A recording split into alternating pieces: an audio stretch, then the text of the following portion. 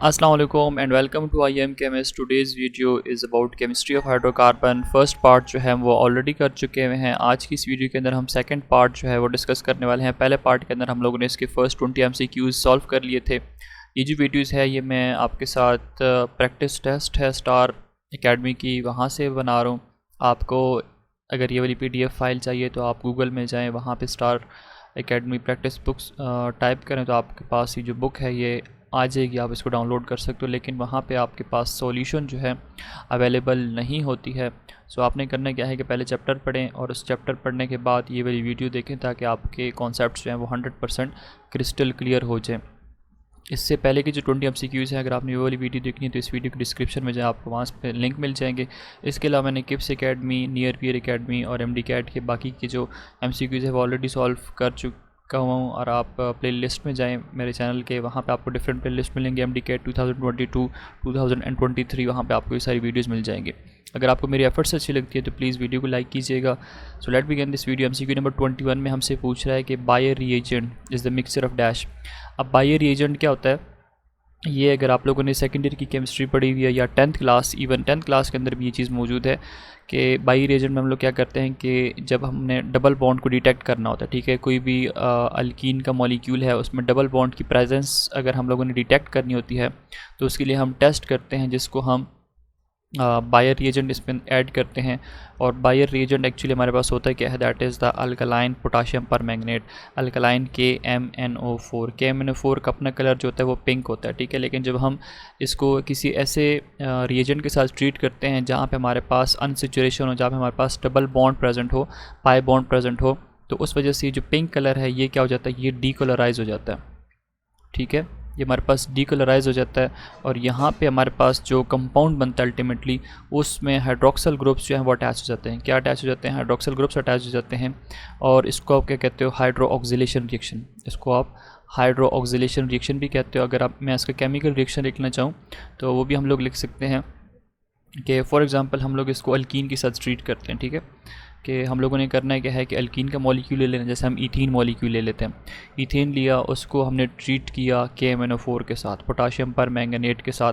इसको आप पिंकी भी कहते हो, ठीक है. इसके आप 3 मॉलिक्यूल्स लेंगे इन the presence of water molecule और इस रिएक्शन को आपने कोल्ड कर देना, मतलब इसका टेम्परेचर जो है वो कम रखना है. और आपके पास अल्टीमेटली CH2 और OH इस मॉलिक्यूल की फॉर्मेशन हो जाएगी जिसको आप क्या कहते हो, ethylene glycol. That is the ethylene glycol. अब ये इथाइलिन ग्लाइकोल, अच्छा दूसरे भी साथ में प्रोडक्ट तो बनेंगे ना, जैसे आपके पास मैंगनीज डाइऑक्साइड की फॉर्मेशन होगी और साथ में वाटर मॉलिक्यूल जो है पोटाशियम हाइड्रोक्साइड की भी फॉर्मेशन हो जाएगी. अब ये जो रिएक्शन है ये हमारे पास बता क्या रहा होता है, ये बता रहा होता है कि यहाँ पे डबल बॉन्ड जो है इसके अंदर ये जो डबल बॉन्ड है इसके अंदर पाई बॉन्ड जो है वो प्रेजेंट है, ठीक है. या इसके ये जो मॉलिक्यूल है इसके अंदर अनसेचुरेशन प्रेजेंट. अनसेचुरेशन क्या है, प्रेजेंस ऑफ पाई बॉन्ड्स, ठीक है. तो ये हमारे पास एक्चुअली होता है क्या है, that is the alkaline KMnO4. तो आपने ये रिएजेंट जो है याद रखना है कि by reagent is the alkaline KMnO4 potassium permanganate. इसमें होता है क्या है कि मैंगनीज़ KMnO4 है, इसका पहले कलर पिंक होता है लेकिन बाद में ये डीकलराइज हो जाता है और आपके पास एक हाइड्रोक्सल ग्रुप्स जो हैं वो कार्बन एटम के साथ यहाँ पे देखें अटैच हो जाते हैं. नाउ नेक्स्ट हमारे पास 22 है, the compound use to distinguish the ethyne and ethene is.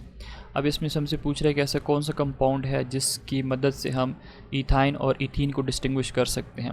तो याद रखें कि इन case of ethene molecule CH2 double bond CH2 and in case of ethyne molecule CH3CH. जैसे आप लोग मैंने लास्ट वीडियो के अंदर बताया था कि ये यहाँ पे कार्बन जो है इसके अंदर कौन सी हाइब्रिडाइजेशन है, दैट इज़ SP हाइब्रिडाइजेशन, ठीक है. आपने वो वाली वीडियो लाजमी देखनी, उसके अंदर मैंने सारा कुछ एक्सप्लेन किया हुआ है. 50% S कैरेक्टर है तो इस वजह से ये कार्बन जो है बहुत ज़्यादा इलेक्ट्रोनेगेटिव हो जाता है, उसके ऊपर पार्शियल नेगेटिव चार्ज आता है, यहाँ पे पार्शियल पॉजिटिव चार्ज आ जाता है.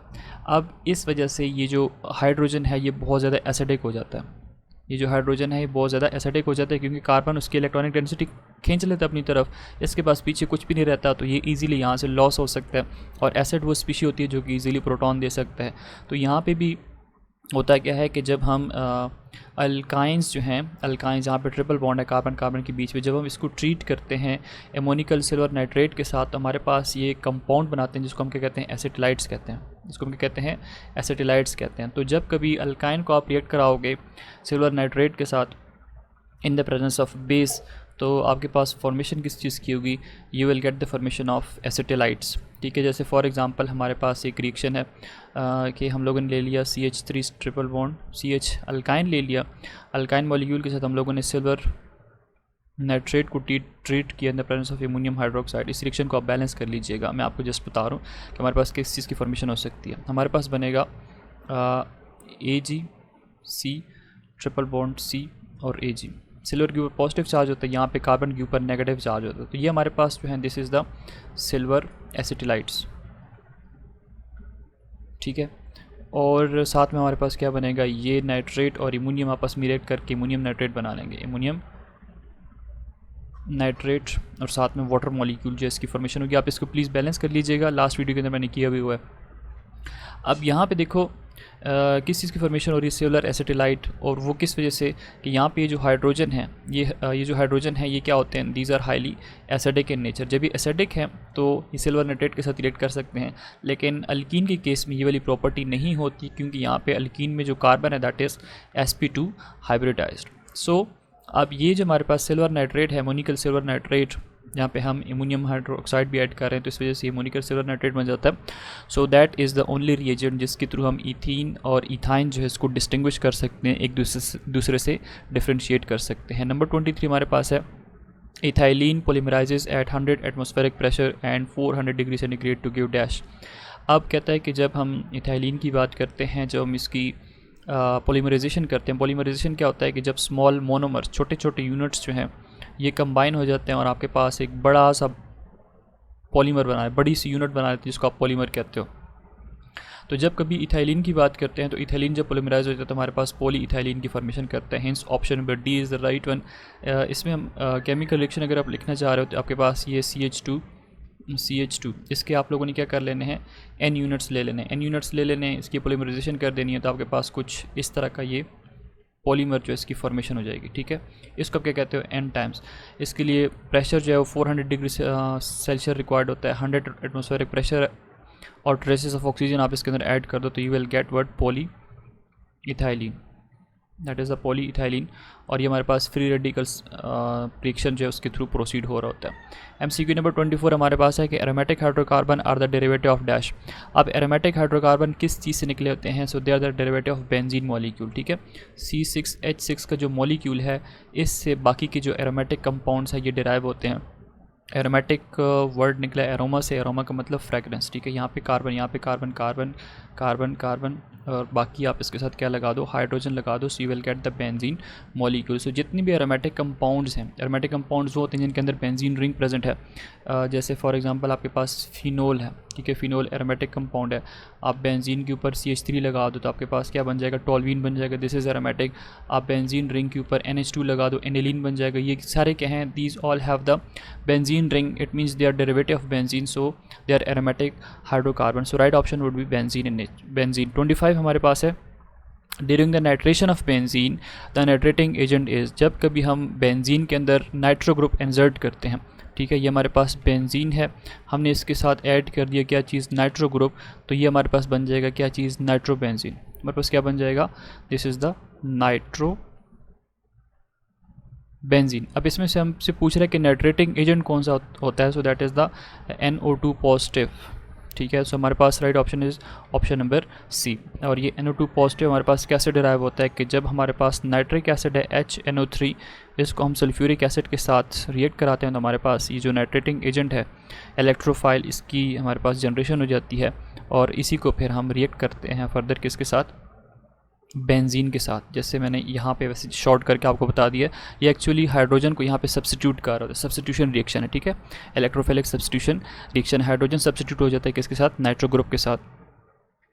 नेक्स्ट हमारे पास MCQ नंबर 26 है the most reactive compound is. अब इसमें से पूछ रहा है कि सबसे ज़्यादा रिएक्टिव कंपाउंड कौन से वाला है, सो यहाँ पे जो राइट ऑप्शन बनेंगे दैट इज़ ईथीन। ईथीन का मॉलिक्यूल जो है that is most reactive among all the other given options benzene, ethane या फिर इथाइन। सबसे लीस्ट रिएक्टिव जो है दैट इज़ इथेन। इथेन क्या है? Least reactive. और ज़्यादा रिएक्टिव कौन सा है? More reactive due to the presence of pi bond. Next हमारे पास MCQ नंबर 27 है कि CH bond length in benzene is. अब बेंजीन के अंदर CH बॉन्ड लेंथ हमसे पूछ रहा है कि वो कितनी होनी चाहिए, so that is 1.09 angstrom. Hence option number C is the right one. अब इसको आपने रट्टा मारना है, ठीक है, याद करने वाली बात है। नेक्स्ट 28 हमारे पास है कि the pi electron in the styrene are. अब स्टायरीन क्या होता है? स्टायरीन मॉलिक्यूल है, ठीक है, ऑर्गेनिक मॉलिक्यूल है, एरोमेटिक हाइड्रोकार्बन है। ये यहाँ पे एक तो बेंजीन रिंग है, इसके साथ डायरेक्टली CH है और फिर डबल बॉन्ड CH2 है। Now this is what this is styrene molecule. अब इसमें कह रहा है कि पाई इलेक्ट्रॉन्स कितने हैं, तो देखो यहाँ पे डबल बॉन्ड है, डबल बॉन्ड में से एक आपके पास क्या है? पाई बॉन्ड है, तो 2 इलेक्ट्रॉन यहाँ पे हैं, 2 इलेक्ट्रॉन यहाँ पे, 2 यहाँ पे और 2 यहाँ पे, 2 4 6 और ये 8। तो इसका मतलब है टोटल इलेक्ट्रॉन्स, पाई इलेक्ट्रॉन्स कितने हो गए? 8 इलेक्ट्रॉन हो गए। 4 पाई बॉन्ड्स हैं, तो हर पाई बॉन्ड के अंदर कितने इलेक्ट्रॉन्स हैं? 2, तो 4 मल्टीप्लाई बाई 2, 8 पाई बॉन्ड्स जो हैं वो प्रेजेंट है in the case of styrene. MCQ number 29, CC bond distance in benzene is. Carbon carbon के जो डिस्टेंस है वो हमसे पूछ रहा है, so that is 1.392 angstrom. Hence option number A is the right one. Next हमारे पास MCQ नंबर 30 है कि in early days the compound were named on the basis of dash. तो कहता है कि पहले ज़माने में जब कंपाउंड की सिंथेसिस हो जाती थी तो वो किस बेसिस पे उनके नेमिंग करते थे? हिस्ट्री या नेम ऑफ द पर्सन या फिर method of the preparation. Option number D जो है that is all of these. कि जब पहले ज़माने में कोई कंपाउंड नया दरियाफ्त हो जाता था, डिस्कवर होता था, तो या तो उसकी हिस्ट्री के बेस पे या जिस बंदे ने उसको डिस्कवर किया था या फिर किस मेथड के थ्रू वो प्रिपेयर किया गया है उसी के नेम पे जो है वो उसको नाम दिया जाता था। जैसे फॉर एग्ज़ाम्पल आप लोगों ने फॉर्मिका पढ़ा हुआ है, ठीक है, फॉर्मिका, फॉर्मिक एसिड। अब ये कहाँ से निकला है? फॉर्मल्डिहाइड आप लोग पढ़ते हो ना, एंड से निकला है। इसी तरह आप लोग ग्रेगनार्ड रिएजेंट के बारे में पढ़ते हो, तो जिस बंदे ने इसको डिस्कवर किया था उस बंदे का नाम क्या था? Vector Grignard. तो ये इस तरह की बातें आप लोग केमिस्ट्री में बहुत सारे देखते हो। सो राइट ऑप्शन आपके पास ऑप्शन नंबर डी है। MCQ नंबर 31 हमारे पास है कि how many pi bonds are present in ethane molecule. Ethane क्या होता है कि ये हमारे पास ईथेन मॉलिक्यूल है जब आपके पास 2 कार्बन एटम जो हैं वो सिंगली बॉन्डेड होते हैं, सिंगल बॉन्ड है इनके अंदर। एथ का मतलब होता है 2 कार्बन, ANE का मतलब सिंगल बॉन्ड। तो यहाँ पे कितने पाई बॉन्ड्स मौजूद हैं? तो यहाँ पे पाई बॉन्ड्स कोई नहीं है, अलबत्ता सिग्मा बॉन्ड्स हैं। सिग्मा बॉन्ड्स कितने हैं? 1 2 3 4 5 6 7। पाई बॉन्ड कोई नहीं है, hints option number D is the right one के नो पाई बॉन्ड। नंबर 32 हमारे पास है कि in the following which one is free radical. Free radical वो होता है जिसमें ऑड नंबर ऑफ़ इलेक्ट्रॉन्स हों, ठीक है, जहाँ पे ऑड नंबर ऑफ़ इलेक्ट्रॉन्स हों। तो ये इसके ऊपर नेगेटिव चार्ज ये नहीं हो सकता, इसके ऊपर पॉजिटिव चार्ज है। ये पहले वाला जो है दैट इज़ द A9, ठीक है, not a free radical. Second one B में जो पॉजिटिव चार्ज आपको नज़र आ रहा है, यहाँ पे पॉजिटिव चार्ज को आप क्या कहते हो? केटाइन। ये हमारे पास मॉलिक्यूल है, ठीक है, जिसके ऊपर कोई चार्ज नहीं है, न्यूट्रल मॉलिक्यूल है, आप इसको कहोगे न्यूट्रल मॉलिक्यूल। ये हमारे पास क्या है? ऑप्शन नंबर डी, इसके ऊपर सिंगल इलेक्ट्रॉन हमें नज़र आ रहा है, जैसे आपके पास क्लोरीन का ये बन जाए, ठीक है। ये अब इसके अंदर कितने इलेक्ट्रॉन्स हैं? 7। ये 2 पेयर्ड, ये पेयर्ड, ये पेयर्ड, ये एक जो है ये अनपेयर्ड फॉर्म में मौजूद है। अगर ये अनपेयर्ड फॉर्म में मौजूद है, इसके साथ इसका जोड़ा नहीं है, तो इसका मतलब है कि that is the free radical. Hints option number D is the right one. MCQ number 33, the ratio of sigma and pi electrons in benzene is. अब हम लोगों ने रेशो बतानी है कि बेंजीन के अंदर क्या होता है। तो बेंजीन का स्ट्रक्चर कुछ यूँ है कि 1 2 3 4 5 6 कार्बन एटम है, they all are bonded with sigma bonds, ठीक है, ये हमारे पास सिग्मा बॉन्ड्स बन गए। इसी तरह यहाँ पे ये हाइड्रोजन, यहाँ पे हाइड्रोजन के साथ, यहाँ पे हाइड्रोजन के साथ, यहाँ पे हाइड्रोजन के साथ, यहाँ पे हाइड्रोजन के साथ, यहाँ पे हाइड्रोजन के साथ। तो ये सारे के सारे हमारे पास क्या हैं? सिग्मा बॉन्ड बन गए। ये हमारे पास पाई बॉन्ड्स हैं, ठीक है, ये हमारे पास क्या है? ओ सॉरी, यहाँ पे अल्टरनेट होगा। ये हमारे पास क्या है? ये पाई बॉन्ड्स बन गए। अब टोटल रेशो हम लोगों ने निकालनी है। पहले तो हम सिग्मा इलेक्ट्रॉन्स काउंट करते हैं कि सिग्मा इलेक्ट्रॉन्स हमारे पास कितने हैं। तो ये 2 इलेक्ट्रॉन यहाँ पे, कलर इसका चेंज करते हैं, let's say we take green colour. तो ये 2 4 6 8 10 12 14 16 18 और ये 20। तो इसका मतलब है कि यहाँ पे हमारे पास 20 जो है वो सिग्मा इलेक्ट्रॉन्स हैं। अब पाई कितने हो गए? पाई के लिए हम लेट्स से ये वाला कलर ले लेते हैं, ये 2, ये 4 और ये 6। 20:6 हो जाएंगे, बल्कि ये तो हम लोगों ने काउंट ही नहीं किया इलेक्ट्रॉन, तो ये 22 हो जाएंगे। इसको यहाँ पे दोबारा से रिपीट कर देता हूँ, सॉरी यहाँ पे मिस्टेक हो गई है, मुझे समझ नहीं आई। 1 2 3 4 5 और ये 6, ठीक है। ये 2 इलेक्ट्रॉन्स, ये 4, ये 6, ये 8, ये 10 और ये 12 सिग्मा हो गए, ठीक है। यहाँ पे ये हो गए 14, ये कितने हो गए 16, ये 18, ये 20, ये 22 और ये 24। तो सिग्मा जो हमारे पास है ये 24 इलेक्ट्रॉन्स हो गए। अब पाई की बारी, पाई हमारे पास इसमें 3 होते हैं, ये 2 4 और ये 6, 3 बॉन्ड्स हैं, इलेक्ट्रॉन्स 6 हो जाएंगे क्योंकि हर बॉन्ड के अंदर 2 इलेक्ट्रॉन्स होते हैं, तो ये 6 हो जाएंगे। अब इसको आप सिंपलेस्ट रेशो के अंदर लेकर आओगे, 6 1 ज़र 6 और 6 4 ज़र 24, तो 4:1 हमारे पास यहाँ पे राइट ऑप्शन बनेगा। सॉरी पहले हम लोगों ने काउंटिंग सही नहीं की थी। सो ऑप्शन नंबर ए जो है that is the right option, 4:1। Number 34, aromaticity of benzene ring is due to. अब बेंजीन जो है इसको हम कहते हैं कि that is the aromatic compound. अब इसकी एरोमेटिसिटी किस वजह से है? सो यहाँ पे राइट ऑप्शन बनेगा delocalisation of pi electrons. Benzene के अंदर क्या होता है कि जो इलेक्ट्रॉन्स हैं, पाई इलेक्ट्रॉन्स हैं, वो पूरी रिंग के अंदर रेजोनेट कर रहे हैं। जैसे फॉर एग्जांपल ये इस पोजीशन पे है, ठीक है। इसका अगर दूसरा रेजोनेटिंग स्ट्रक्चर बनाएंगे तो उसमें क्या होता है कि जो पाई इलेक्ट्रॉन्स हैं वो एक जगह से दूसरी जगह मूव कर जाते हैं। फॉर एग्जांपल ये पाई इलेक्ट्रॉन इधर आएगा तो ये यहाँ पे हम शो करेंगे, ये यहाँ पे आ जाएगा तो इसको हम यहाँ पे शो करेंगे, ये यहाँ पे आएगा तो इसको हम यहाँ पे शो करेंगे। सो ये इसका क्या है,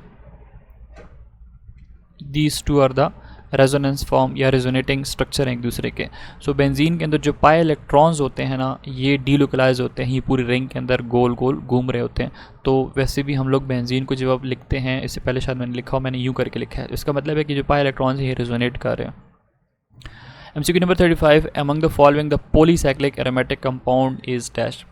अब यहाँ पे हमसे पूछ रहा है कि पॉलीसाइक्लिक एरोमेटिक कंपाउंड कौन सा है। स्टायरीन, जैसे अभी थोड़ी देर पहले हम लोगों ने स्ट्रक्चर ड्रॉ किया कि बेंजीन रिंग है, ठीक है, उसके साथ आप CH लगा दो, दूसरा CH2 लगा दो। टोलवीन के यहाँ जो है हम लोगों ने देखा, टोलवीन में क्या होता है कि बेंजीन रिंग के साथ एक मिथाइल ग्रुप लगा दो, टोलवीन बन जाएगा। एसिटोफिनोन में हम लोगों ने देखा हुआ है कि बेंजीन रिंग है, इसके साथ C डबल बॉन्ड O और यहाँ पे आप CH3 लगा दो, एसिटोफिनोन। नैफ्थलीन में क्या होता है कि दैट इज़ पॉलीरोमेटिक। क्यों? क्योंकि इसके अंदर एक से ज़्यादा बेंजीन रिंग फ्यूज्ड होते हैं, ठीक है, 2 बेंजीन रिंग आपस में एक दूसरे के साथ फ्यूज्ड होते हैं। सो that is polycyclic. Poly means many, cyclic means जिसमें ज़्यादा साइकिल हो। तो बाकी सब में अगर आप देखो तो एक बेंजीन रिंग है, लेकिन in case of naphthalene we have 2 benzene ring. MCQ number 36, benzene has pi electrons. अब बेंजीन के अंदर पाई इलेक्ट्रॉन्स कितने होते हैं? सो बेंजीन का स्ट्रक्चर हम लोगों ने कुछ यूँ ड्रॉ किया था कि यहाँ पे 3 पाई बॉन्ड्स हैं, हर पाई बॉन्ड के अंदर 2 इलेक्ट्रॉन्स हैं। सो तो 3 × 2 6, हेंस ऑप्शन नंबर बी जो है that is the right option. Next हमारे पास MCQ नंबर 37 है कि the substitution of hydrogen bye nitro group in the benzene is called dash. अब हाइड्रोजन को नाइट्रो ग्रुप के साथ सब्स्टिट्यूट करोगे तो that would be the nitration of benzene. इसको क्या कहते हो? That is the nitration of benzene, ठीक है। ये आपके पास क्या है, बेंजीन है, आपने इसको नाइट्रो ग्रुप के साथ रिएक्ट किया, नाइट्रेटिंग एजेंट के साथ, तो आपको इससे पहले भी मैंने बताया कि ये हमारे पास क्या बन जाएगा, NO2 nitro benzene. This is the nitration of benzene, hence option number A is the right one. MCQ number 38, addition of unsymmetrical reagent to unsymmetrical alkene is govern by dash. अब ये डेफिनेशन किस चीज़ की है? That is the definition of Markovnikov rule, hence option number D जो है ये हमारे पास राइट ऑप्शन है। अगर हमारे पास अनसिमेट्रिकल अल्कीन है, for example CH2 double bond CH और CH3, ये अनसिमेट्रिकल अल्कीन है, इसके साथ आप HCl ऐड कर दो तो ये हाइड्रोजन उस जगह पे जाएगा जहाँ पे ऑलरेडी ज़्यादा नंबर ऑफ़ हाइड्रोजन एटम मौजूद हैं। इसके केस में क्लोरीन उधर जाएगा जहाँ पे लेस नंबर ऑफ़ हाइड्रोजन मौजूद हैं। तो ये आपके पास प्रोडक्ट को जिस तरह बन जाएगा CH3 CH, इसके साथ Cl बन जाएगा और ये आपके पास CH3 बन जाएगा। So that would be the major product. और ये कौन गवर्न कर रहा है? That is the Markovnikov rule. MCQ number 39 हमारे पास है, bromination of alkene is shown by the following reaction, this reaction is use for dash. अब कह रहा है कि ये हमारे पास डबल बॉन्ड है, इसके साथ आपने ब्रोमीन को ट्रीट किया तो हम आपके पास 1,2 डाइब्रोमो कंपाउंड की फॉर्मेशन हो गई। ये हमारे पास क्या है, 1,2 डाईब्रोमो, कितने कार्बन है 2, तो डाईब्रोमो इथेन की फॉर्मेशन हो रही है। अब ये एक टेस्ट है, ठीक है, ये टेस्ट किस चीज़ के लिए होता है? For the detection of double bond. Hence option number B जो है that is the right option. अगर यहाँ पे डबल बॉन्ड ना होता तो ये 1,2 डाईब्रोमो कंपाउंड की सिंथेसिस ना होती।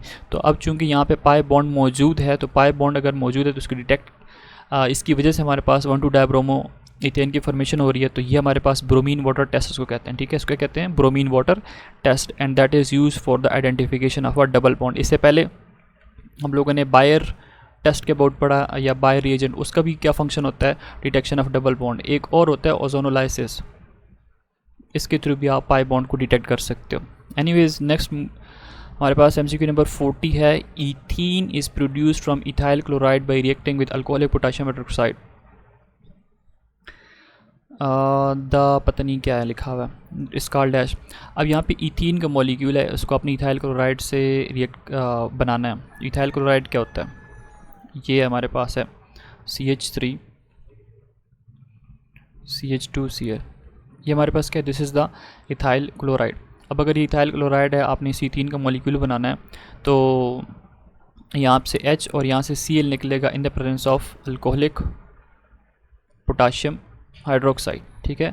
तो यहाँ पे हाइड्रोजन भी निकल रहा है, यहाँ पे क्लोरीन भी निकल रहा है, so that is dehydrohalogenation, ठीक है। Removal of hydrogen as well as halogen is known as dehydrohalogenation. तो आपके पास प्रोडक्ट जो बनेगा that would be CH3 CH double bond CH2, alkene की फॉर्मेशन होगी in the presence of alcoholic potassium hydroxide, hence this reaction is known as dehydrohalogenation. Next हमारे पास MCQ number 41, reaction mechanism of alkane with halogen is known as dash.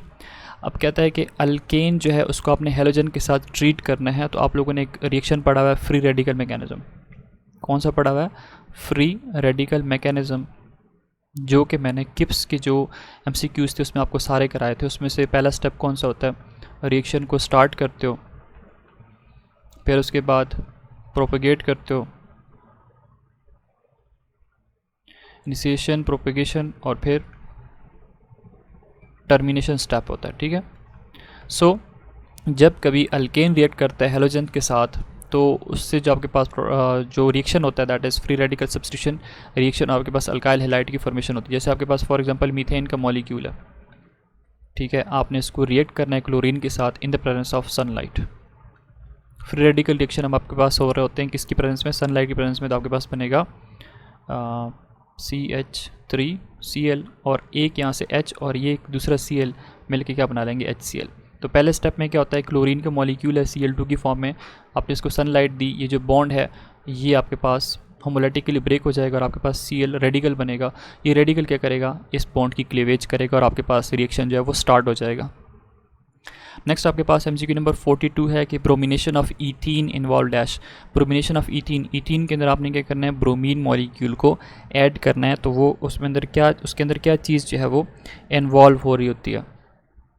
तो ethene के molecule आप ले लें CH2, इसके साथ आप ब्रोमीन को अटैच कर दो, ठीक है, ब्रोमीन को रिएक्ट करा दो, सॉरी। तो आपके पास क्या बनेगा? CH2 यहाँ पे आपके पास ब्रोमीन, ये इससे पहले जो ब्रोमीन वाटर टेस्ट आपको कराया है, तो ये एग्जैक्टली वही चीज़ है। सो यहाँ पे जो राइट ऑप्शन बनेगा that is option number A, electrophilic addition. यहाँ पे इलेक्ट्रोफिलिक एडिशन जो है वो हो रही होती है।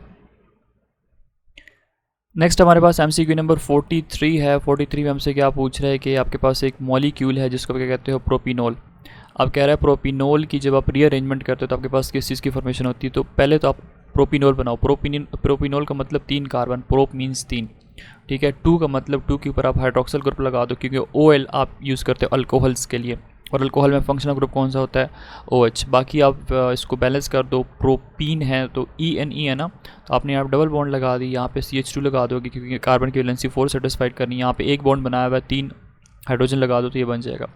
अब कह रहा है कि अगर आप इसकी क्या कह लेते हैं, इसको आप यूँ करें, ये सॉरी दिस वन, अच्छा आप यहाँ पे इसको इस तरह लिखें। अब आपने क्या करनी है? इसकी रीअरेंजमेंट करें। रीअरेंजमेंट किस तरह होती है कि ये पाई बॉन्ड इधर शिफ्ट होगा, तो ये जो बॉन्ड है ये टुवर्ड हाइड्रोजन आ जाएगा, और इस कार्बन के ऊपर फिर क्या आ जाएगा, पॉजिटिव चार्ज, तो ये इसके ऊपर नेगेटिव चार्ज आ जाएगा, ये नेगेटिव इस कार्बन की तरफ मूव कर जाएगा। तो आपके पास जो अल्टीमेटली दूसरा इसका रेजोनेटिक स्ट्रक्चर बनेगा वो कुछ यूँ बन जाएगा CH3C डबल बॉन्ड O और CH3।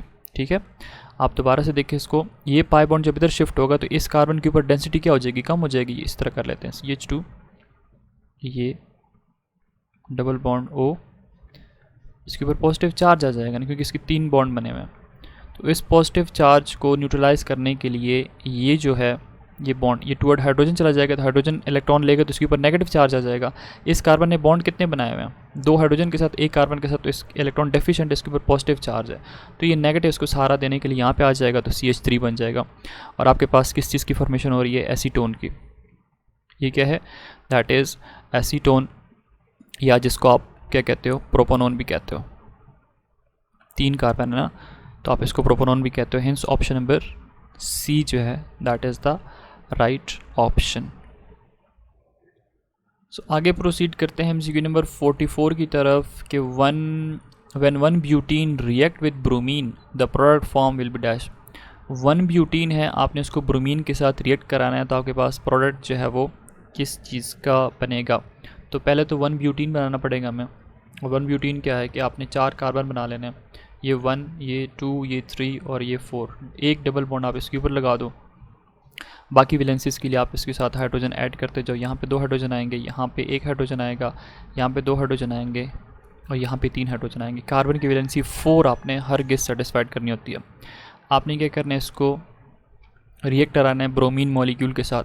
तो जैसे ही ब्रोमीन मॉलिक्यूल के साथ रिएक्ट कराओगे तो आपको पता है कि 1,2 डाइब्रोमो मॉलिक्यूल की फॉर्मेशन होती है। ठीक है, तो आपके पास ये कुछ यूँ हो जाएगा, पाई बॉन्ड जब ब्रेक होगा तो यहाँ पे एक ब्रोमीन आ जाएगा, यहाँ पे दूसरा ब्रोमीन आ जाएगा और बाकी मॉलिक्यूल जो है एज सच CH2 और CH3 रहेगा। ठीक है, यहाँ पे आपके पास क्या है, 2 हाइड्रोजन ऑलरेडी हैं, यहाँ पे 1 हाइड्रोजन है, तो ये बन जाएगा, ये कार्बन नंबर 1 है, ये 2 है, तो ये 1,2 डाइब्रोमो, 4 कार्बन टोटल हैं, सारे सिंगल बॉन्ड है, तो इथेन बन जाएगा। सो 1,2 डाइब्रोमो इथेन की फॉर्मेशन आपके पास हो रही है।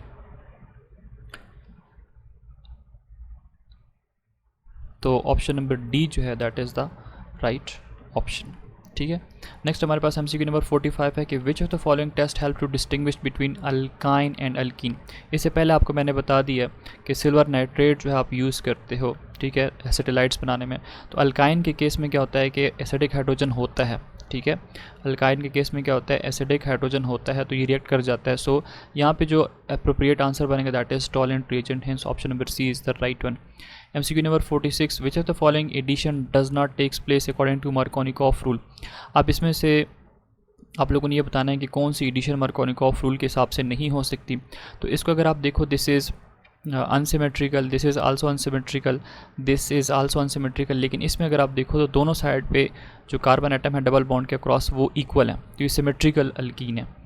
CH3 CH double bond CH3, यहाँ पे डबल बॉन्ड के अक्रॉस देखो, एक साइड पे CH3CH है, दूसरी साइड पे CH3CH है, तो इसका मतलब ये हमारे पास सिमेट्रिकल है।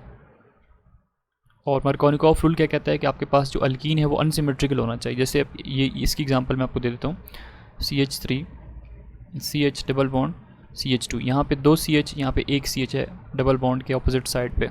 तो ऑप्शन नंबर D जो है इसके अंदर मार्कोनिकॉफ रूल फॉलो नहीं हो सकता, बाकी जितने भी सारे अनसिमेट्रिकल हैं तो वहाँ पे फॉलो हो सकते हैं। MCQ number 47, naphthalene has 2 fused aromatic rings of carbon atom, the molecular formula is. आपका मैंने इससे पहले बताया किस चीज़ के अबाउट, नेफ्थलीन के about, that is poly aromatic. अब यहाँ पे क्या होता है कि 2 का जो बेंजीन के रिंग है वो फ्यूज होते हैं, तो ये 1, ये 2, ये 3, ये 4, ये 5, ये 6, ये 7, ये 8, ये 9 और ये 10, तो C10 हो गए। अब हाइड्रोजन आप लोगों ने लगाना है, तो हर कार्बन के साथ एक हाइड्रोजन लगा दो, 1, 2, ये 3, ये 4, ये 5, ये 6, ये 7, ये 8, ये 9 और ये 10, सो C10। यहाँ पे अब हम लोगों ने एक चीज़ का ख्याल रखना है कि यहाँ पे पाई बॉन्ड होता है, यहाँ पे क्या होता है, पाई बॉन्ड होता है। तो इस कार्बन के अगर आप देखो बॉन्ड्स, देखो अब इस कार्बन के अगर आप बॉन्ड देखते हो तो इसने कितने बॉन्ड बनाए हुए, एक यहाँ पे बनाया हुआ है, एक यहाँ पे डबल बॉन्ड यहाँ पे बनाया हुआ है, तो हम यहाँ पे हाइड्रोजन ऐड नहीं करेंगे। यहाँ पे भी देखो इसने यहाँ पे डबल बॉन्ड बनाया हुआ है, एक यहाँ पे 4 बॉन्ड पूरे, तो यहाँ पे हाइड्रोजन ऐड नहीं करेंगे। आप लोगों ने यही गलती करनी होती है कि C10 आप लगा देते हो और H जो है उसको भी 10 कर देते हो, ये आपका गलत हो जाएगा। एक्चुअली होता है C10 और H8, hence option number A जो है that is the right option. ये 2 हाइड्रोजन आपने इसलिए नहीं लगाने क्योंकि ऑलरेडी इस कार्बन ने डबल बॉन्ड बीच में बनाया होता है। नेक्स्ट हमारे पास MCQ नंबर 48 है कि which of the following decolourises potassium permanganate solution. अब इसमें से हमसे पूछ रहा है कि ऐसा कौन सा वाला है जो कि KMnO4 को डीकलराइज कर सकता है। तो C3 और H8 ये मेरे ख्याल से वो है 1 2 3 1 2 1 2 1 2, ये हमारे पास अल्केन है। तो अल्केन के अंदर पाई बॉन्ड मौजूद नहीं है। C2H6 ये भी अल्केन ही है, ये इथेन मॉलिक्यूल है, ठीक है, ईथेन मॉलिक्यूल है, तो ये भी डिकलराइज नहीं कर सकता, पाई बॉन्ड नहीं है। C4 ये ब्यूटेन है, ठीक है, ये हमारे पास क्या है, दिस इज़ ब्यूटेन, यहाँ पे सिंगल बॉन्ड है। लेकिन C6H5 ये ऑप्शन नंबर डी, इसके अंदर पाई बॉन्ड्स मौजूद हैं, ठीक है, ये हमारे पास क्या है, CH3 है ना, टोल्वीन, ये टोल्वीन है, तो इसके अंदर पाई बॉन्ड मौजूद है, तो ये डिकलराइज कर सकता है KMnO4 को, hence option number D is the right one. MCQ number 49 में हमसे क्या पूछ रहा है कि nitration of benzene by nitric acid and sulphuric acid is dash. आप कहते हैं कि जब आप बेंजीन की नाइट्रेशन करते हो तो आप क्या करते हो, नाइट्रिक एसिड जो है 1:1 लेके उसको आपने सल्फ्यूरिक एसिड के साथ रिएक्ट कराना है, तो आपके पास नाइट्रेटिंग एजेंट जो है उसकी सिंथेसिस हो जाती है। अब ये जो प्रोसेस है इसको आप नाइट्रेशन ऑफ क्या कहते हो, बेंजीन कहते हो। अब कहता है कि ये रिएक्शन कौन से वाला है, तो याद रखें कि इसमें आप लोग करते क्या हो, इससे पहले आपको मैंने 3 दफ़ा बता दिया कि आप हाइड्रोजन है उसकी जगह पे आप क्या सब्स्टिट्यूट कर रहे हो, इलेक्ट्रोफाइल, ये जो नाइट्रेटिंग एजेंट है NO2 पॉजिटिव आयन जो है इसको आपने सब्स्टिट्यूट कराना होता है किसकी जगह पे, हाइड्रोजन की जगह पे, ताकि आपके पास नाइट्रोबेंजीन जो है वो बन जाए। तो एक तो आप सब्स्टिट्यूशन कर रहे हो हाइड्रोजन की जगह पे, दूसरा इलेक्ट्रोफाइल कर रहे हो तो इलेक्ट्रोफिलिक सब्स्टिट्यूशन रिएक्शन हो जाएगा, हेंस ऑप्शन नंबर ए जो है that is the right option. Next हमारे पास MCQ नंबर 50 है कि इन विच रिएक्शन इज़ कार्बोकेटाइन या कार्बोनियम आयन इज़ इंटरमीडिएट। अब इसमें से कार्बोनियम आयन कहाँ पे बनेगा, कार्बोनियम आयन उस जगह पे जाकर बनेगा जहाँ पे आपके पास SN1 रिएक्शन होगा। कौन सा, SN1 सब्स्टिट्यूशन न्यूक्लियोफिलिक रिएक्शन जो है जहाँ पे होगा, तो वो कौन से कार्बन के अंदर होता है, वो टर्शरी अगर अल्काइल हैलाइड्स हैं, टर्शरी अल्काइल हैलाइड्स के अंदर क्या होता है, SN1 होता है और उसमें आपके पास इंटरमीडिएट जो बनता है वो कार्बोकेटाइन बनता है। जैसे ऑप्शन नंबर सी हमारे पास यहाँ पे राइट ऑप्शन है। वजह क्या है कि ये कार्बन है, इसके साथ एक जगह पे ब्रोमीन है, दूसरी साइड पे CH3 कितने टाइम्स है, 3 टाइम्स है, तो ये CH3, ये CH3, ये CH3, ये आपके पास क्या बन गया, this is tertiary alkyl halide, ठीक है। अब आपने क्या किया, पहले स्टेप में ये होता है, ये अब आपको मैं SN1 रिएक्शन बता रहा हूँ, अल्काइल हैलाइड की मेरी वीडियो देखें, आपको मैं 100% गारंटीड होके कहता हूँ कि आपको सारे कॉन्सेप्ट समझ आ जाएंगे SN1, SN2, E1, E2 के साथ में ग्रिग्नार्ड रिएजेंट के। अब इसमें क्या होता है कि पहले स्टेप में ये ब्रोमीन जो है ये इलेक्ट्रॉन लेके यहाँ से निकल जाता है, तो हमारे पास क्या बनता है, कुछ इस तरह का CH3 कार्बोकेटाइन जो है इसकी फॉर्मेशन हो जाती है। अगले स्टेप में क्या होता है कि न्यूक्लियोफाइल आता है और उसके साथ आके अटैक कर लेता है इसके ऊपर, CH3 प्लस कोई भी न्यूक्लियोफाइल आ जाता है, ठीक है, वो इसके ऊपर अटैक कर लेता है पॉजिटिव चार्ज के ऊपर, आपके पास अल्टीमेटली अल्कोहल्स जो हैं टर्शियरी अल्कोहल की फॉर्मेशन हो रही है। सो यहाँ पे राइट ऑप्शन जो बनेगा that is option number C, ये सोडियम हाइड्रोक्साइड के साथ जब आप इसको रिएक्ट करोगे तो देखो ये OH बनेगा, ठीक है। चलो मैं यहाँ पे बना देता हूँ, ये जब OH यहाँ पे अटैच करेंगे तो आपके पास किस चीज़ की फॉर्मेशन होगी, CH3 और OH, ठीक है। और दूसरा वो जो यहाँ पे सोडियम था, आपने सोडियम ब्रोमाइड बनाना है ना, तो ये सोडियम और ब्रोमीन, एक्चुअली ये सोडियम हाइड्रोक्साइड जब आयनाइज होगा तो आपके पास क्या बनाएगा, सोडियम बनाएगा और हाइड्रोक्साइड बनाएगा। हाइड्रोक्साइड तो आपने इस कार्बन के साथ यहाँ पे अटैच कर दिया, पीछे रहेगा सोडियम, सोडियम इस ब्रोमीन को कैप्चर कर लेगा, सोडियम ब्रोमाइड की फॉर्मेशन कर लेगा, तो आपके पास जो प्रोडक्ट बनेगा वो कुछ यूँ बनेगा, देखो COH और C के साथ 3 टाइम्स के हैं मिथाइल ग्रुप्स अटैच्ड हैं। So student these MCQs are enough for this part. बाकी जो है पार्ट 3 का वेट करें, ठीक है, पार्ट 3 में अपलोड करके इस वीडियो की डिस्क्रिप्शन जो है वहाँ पे उसका लिंक पेस्ट कर दूँगा। Thanks for watching, stay connected with I am chemist.